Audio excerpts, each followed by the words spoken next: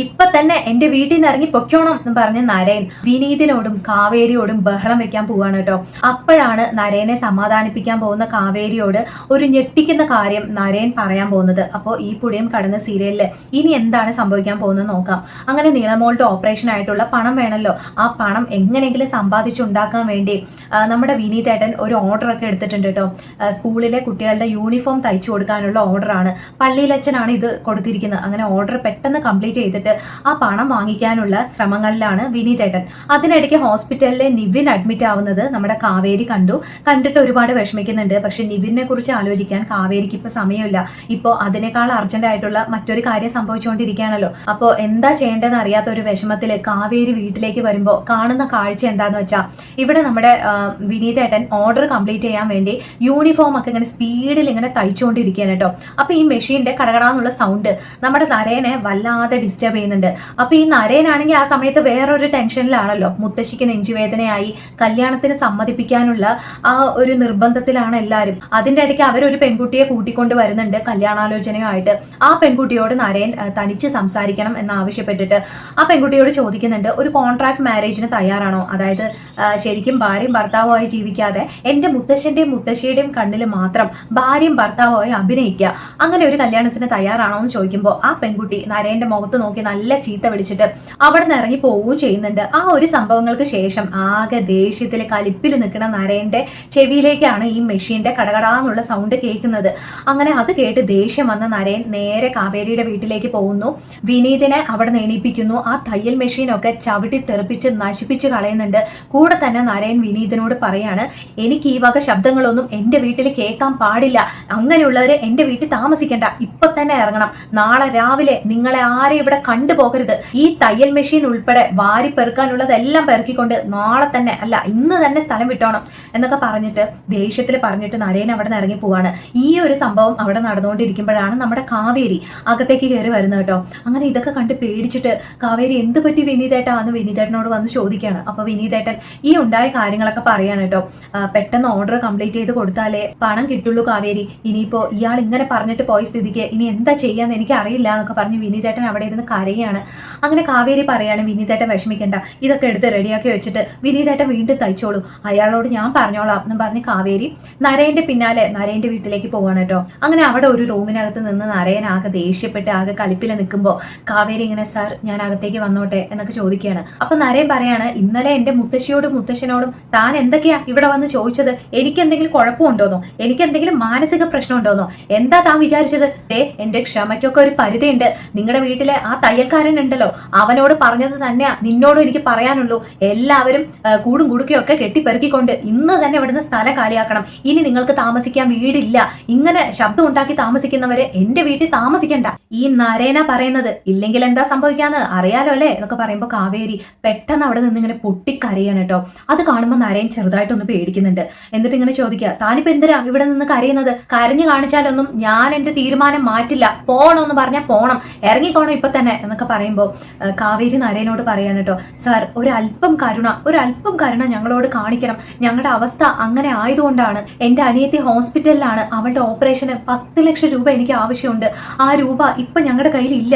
ഇല്ലാത്തതല്ല, ഉണ്ടായിരുന്ന പൈസ ഞങ്ങളുടെ കയ്യിൽ നിന്ന് നഷ്ടപ്പെട്ടു പോയതാണ്. സാർ അന്ന് കണ്ടതല്ലേ ഇവിടെ വന്ന് ഞങ്ങളുമായിട്ട് പ്രശ്നം ഉണ്ടാക്കിയ ജയപാലൻ. ഞങ്ങളുടെ അച്ഛൻ ഞങ്ങൾക്ക് വേണ്ടി സമ്പാദിച്ച കോടിക്കണക്കിന് രൂപ അയാൾ അടിച്ചു മാറ്റിയതാണ്. നിളയുടെ ഓപ്പറേഷന് വേണ്ടി മാത്രമല്ല, അയാളുടെ ശല്യം ഒഴിവാക്കാനും കൂടെ വേണ്ടിയാ ഞങ്ങൾക്ക് ആ നാട് തന്നെ വിടേണ്ടി വന്നത്.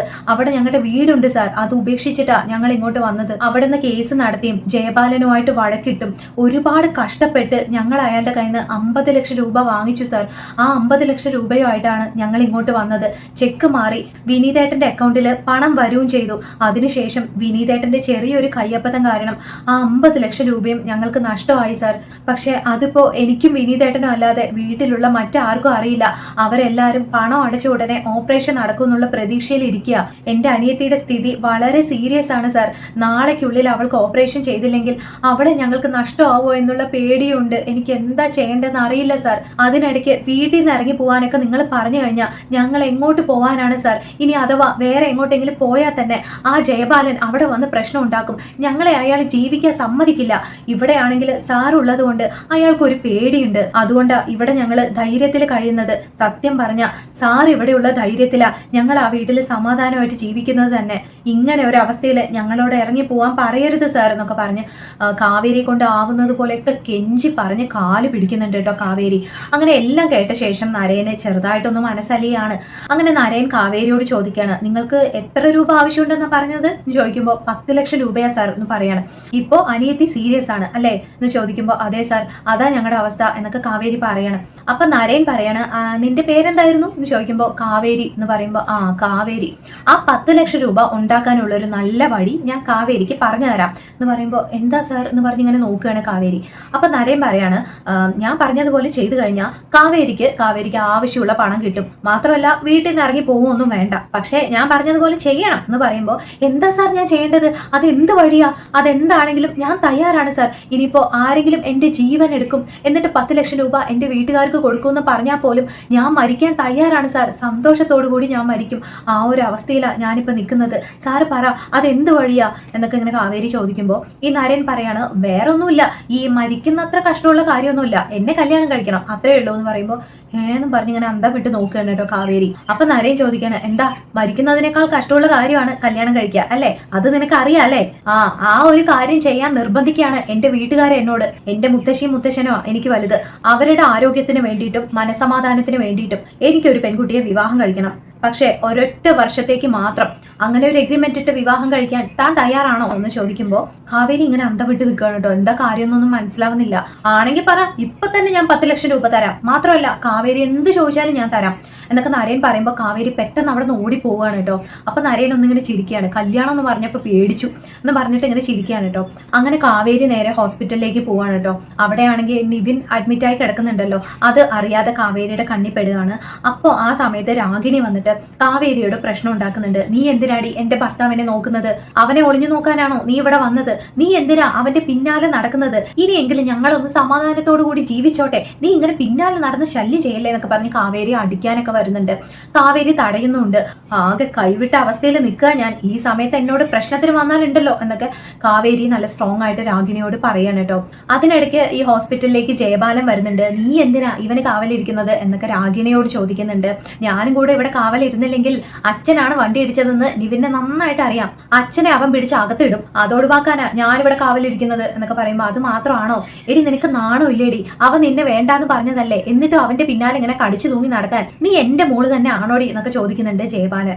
അങ്ങനെ ആ ഒരു പ്രശ്നം ഒരു സൈഡിൽ നടന്നുകൊണ്ടിരിക്കുമ്പോൾ ഇവിടുന്ന് ഡോക്ടേഴ്സും നേഴ്സും ഒക്കെ വന്ന് കാവേരിയോട് പറയാണ്, നീളയുടെ അവസ്ഥ വളരെ സീരിയസ് ആണ്, ഇനി ജീവൻ നിലനിർത്താൻ തന്നെ പറ്റുമോ എന്നറിയില്ല, നാളെ തന്നെ ഇവിടുന്ന് ഡിസ്ചാർജ് ചെയ്ത് വേറെ എങ്ങോട്ടെങ്കിലും മാറ്റണം, പണമില്ലാതെ ട്രീറ്റ്മെന്റ് നടത്താനുള്ള ഒരു വകുപ്പൊന്നും ഈ ഹോസ്പിറ്റലിൽ ഇല്ല, ഒന്നില്ലെങ്കിൽ പണം അടിച്ച് ട്രീറ്റ്മെന്റ് ചെയ്യുക, ഇല്ലെങ്കിൽ ആ കുട്ടി മരിക്കുന്നതിന് മുമ്പ് ഇവിടുന്ന് മറ്റെങ്ങോട്ടെങ്കിലും മാറ്റണം, ആ 2 ഓപ്ഷനെ നിങ്ങൾക്ക് മുമ്പിലുള്ളൂ എന്നൊക്കെ ഡോക്ടർ പറയുമ്പോൾ ഗംഗയും ശാരദയൊക്കെ അങ്ങോട്ട് നിലവിളിച്ച് കരയാണ് കേട്ടോ. പണം കയ്യിലുണ്ടായിട്ടും അത് അടയ്ക്കാൻ പറ്റാത്ത അവസ്ഥ, ട്രീറ്റ്മെന്റ് ചെയ്യാൻ പറ്റാത്ത അവസ്ഥ, നിളയുടെ ഈ അവസ്ഥ കണ്ടു നിൽക്കേണ്ടി വരുന്ന അവസ്ഥ, എന്തൊക്കെയാ കാവേരി ഇതൊക്കെ എന്നൊക്കെ പറഞ്ഞ് ഗംഗയൊക്കെ കരയുന്നുണ്ട്. കാവേരിക്കാണെങ്കിൽ എന്താ ചെയ്യേണ്ടതെന്ന് അറിയില്ല.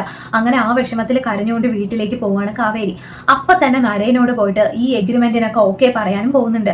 അങ്ങനെ കാവേരിക്ക് കയ്യോടെ നരേൻ 10 ലക്ഷം രൂപ കൊടുക്കുന്നു. ആ 10 ലക്ഷം രൂപയുമായിട്ട് കാവേരി ഹോസ്പിറ്റലിലേക്ക് വന്ന് ആ ഹോസ്പിറ്റലിൽ പണം അടിച്ച് ഓപ്പറേഷനുള്ള ഏർപ്പാടുകളൊക്കെ ചെയ്യുന്നു. അങ്ങനെ നീളയുടെ ഓപ്പറേഷനൊക്കെ ഭംഗിയായിട്ട് നടക്കുന്നു, നീള ഓക്കെ ആവുന്നു.